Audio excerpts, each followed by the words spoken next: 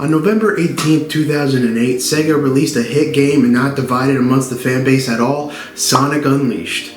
And the reviews were pretty much all the same. I like blasting through Sonic's daytime stages, but why do I gotta take it slow and play as the werehog? But really, the werehog isn't that bad, I'm just impatient. So, Sega took this criticism and said, alright, you want a 3D Sonic Boost game with no werehog? Check this out.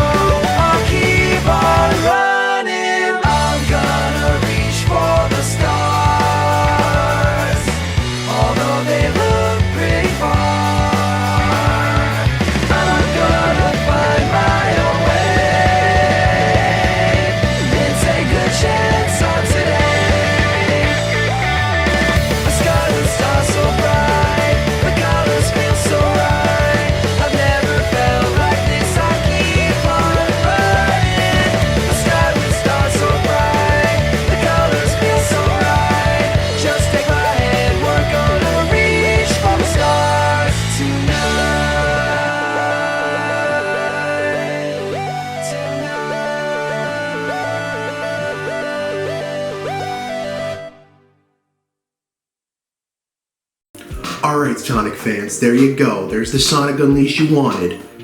But you gotta have one of these to play it. So yeah, Sonic Colors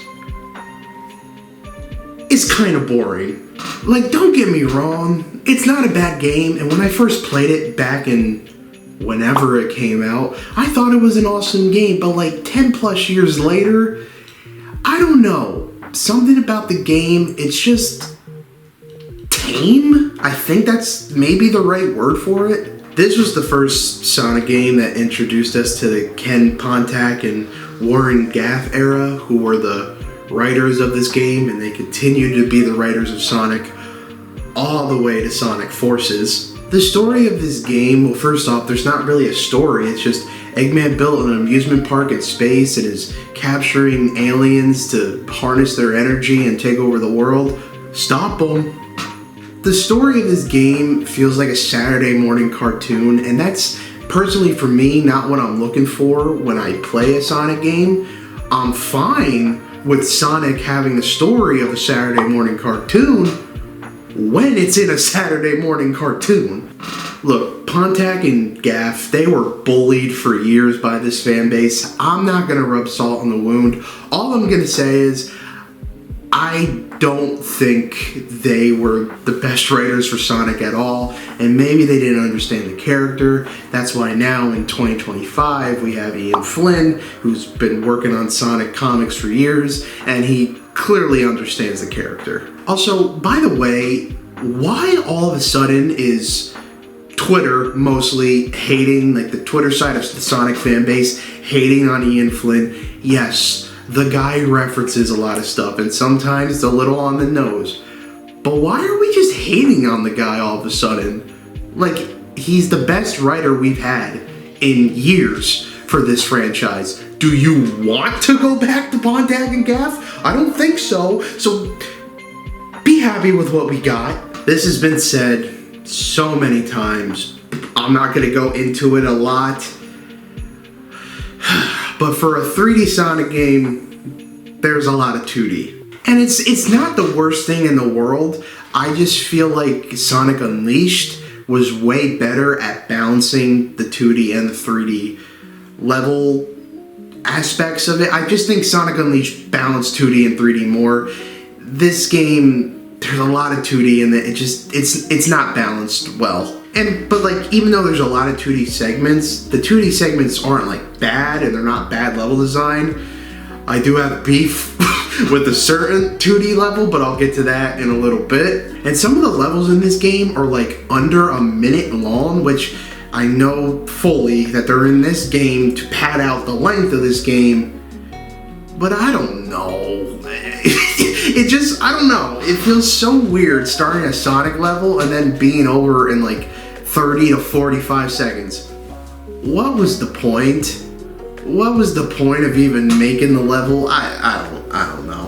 When I went through this game for this video, I decided to play the OG version on the Wii and not the remaster Sonic Colors Ultimate, because the Sonic Colors Ultimate remaster kind of sucks. I mean, it's the same game, but like the way they upscaled the graphics just don't look good sometimes, and like they didn't add anything new.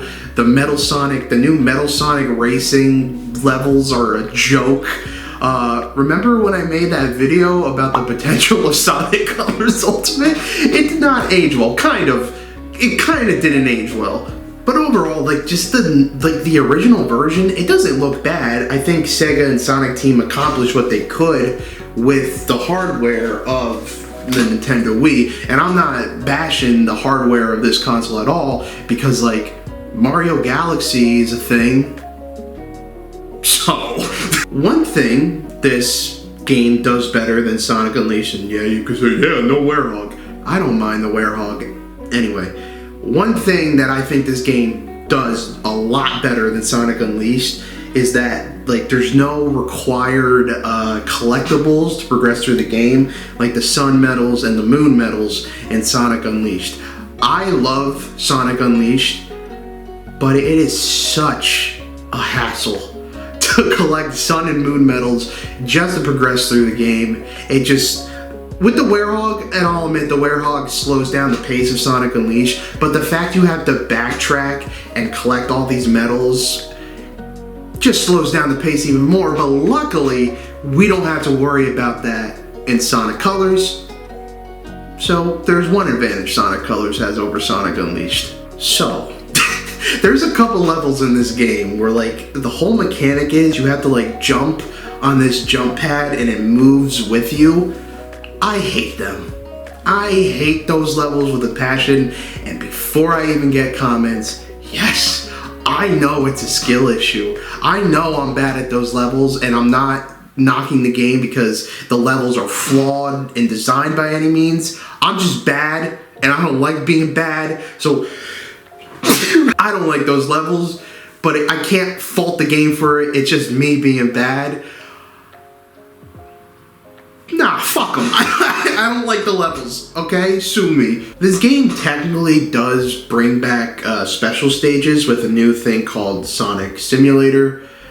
Years before we got the hit Roblox game, Sonic Speed Simulator, and I kind of said that, like, hit game. It actually is low-key a hit of a game on Roblox. People are still playing the hell out of it. I believe this was the first game that introduced red rings. So, if you collect enough red rings, you unlock levels in Sonic Simulator. Play enough levels, you get a Chaos Emerald. Do that. Well, after the first time, do that 6 more times, you get all the Chaos Emeralds and unlock Super Sonic. But Super Sonic plays no role in the story mode. It's more of like a, hey, if you do all these things, here's your 100% completion bonus. So, if you want to get Super Sonic, it's good for all those completionists out there. Just don't commit tax fraud or whatever he did. I don't know. So honestly, my least favorite thing about this game is there's a lot of recycled boss fights. Like, the first world is like, the boss of that world is like this big this big Ferris wheel robot, and then it's the same exact boss in the Planet Wisp levels. There's some levels in like Starlight Highway, I think it's called, where you're fighting like this big ship. That's repeated again in the toxic area where you get the purple wisp. There's just a lot of recycled boss fights, and that's not just a flaw with Sonic Colors. that's happened in a lot of other games like Mario Sunshine, for example. But just the fact it's happened in previous games doesn't give Sonic Colors the golden pass to have recycled boss fights. And the final boss of this game, it's fun. It's fun. It's a good final boss. But they did the same final boss again in Sonic Lost World and Sonic Forces. So I can't flaw this game for its final boss, but like going back and playing this game, I don't know, it just leaves like a bad taste in my mouth because I know Sonic Team was lazy and they just recycled that final boss in 2 different games. So like that final boss kind of has like a, I don't know, like a stained legacy now that I look at it, but I can't fault the game for that. You get what I mean? This game does do something cool where it ends on like a final level instead of a final boss, but like it's really not a level. You're just like running down the elevator that led up to the amusement park and everything's breaking apart. You basically just run in a straight line and jump over a couple holes. I wouldn't call it a level, but it's a nice set piece to end the game. Listen, this video wasn't necessarily like a review of Sonic Colors, because it's been reviewed to death on this website. It's just, I wanted to make a Sonic Colors video, and when I was replaying the game, I don't know. I was just looking for more. I don't know. Again, what I said in the intro, it just feels a little tame. And I get it. This game was trying to appeal to Mario fans, but it's not as bad as Sonic Lost World. I kind of like Sonic Lost World, but maybe I should revisit that because I haven't played that game since it came out in 2013. I don't know. This game just feels tame, and like I remember when it came out, people were like, "This is the real Sonic Unleashed." It's really not. it's a good game. It's just, I don't know. Every time I play this game now, I want more, and maybe I'm just spoiled nowadays. Because think about it. When this game came out, it was followed by, it was like the predecessors of this game were stinker after stinker. Besides Sonic and the Black Knight. I like Sonic and the Black Knight.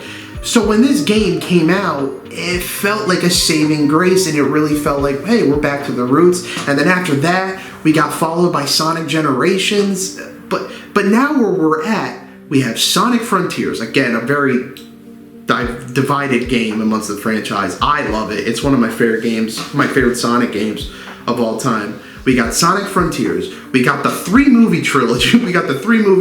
Which I like all those movies. We have Sonic X Shadow Generations, which was an amazing remaster. They really learned from Sonic Colors Ultimate. And we got a new Sonic racing game. We're eating good. That's the thing. And I just think maybe I'm looking at this through a lens of being spoiled nowadays, but maybe I should look back to when I first played this game, and I don't know. This game was good when it came out, but now it just feels like maybe it was left in the dust. I don't know. It's a good game, but it's just, I don't know. I guess I was looking for more, and I can get more now with the current state of the franchise, and that's a good thing. Maybe we needed Sonic Colors. You know, I'm not trying to discredit this game, it's just, I don't know.